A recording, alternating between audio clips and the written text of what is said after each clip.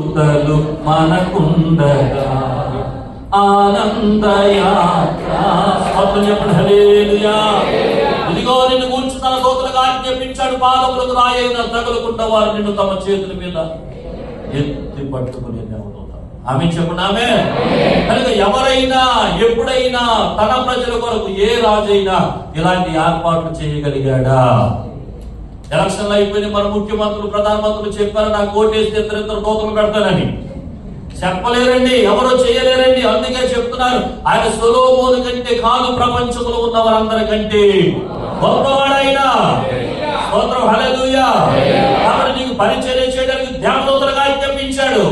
ఇదిగో కునుగక నిద్రపోక కాచి కాపాడే దేవుడు నీ పక్షంగా తన దూతలు పెట్టి నీ పక్షంగా ఆయన ఉపచారులుగా తన దూతలుగా ఆజ్ఞాపించాడు. ఆమె చెప్పండి, ఆమె. ఆ తర్వాత కిందకు వద్దాం. వారి వస్త్రములు, చెప్పండి మాట గట్టిగా చెప్పండి. వారి వస్త్రాలు అంటే ఆ పరిచారకుల కోసం కుట్టించిన బట్టలు కూడా మర్చిపోయినాయట. తలపైకి అతను యూనిఫామ్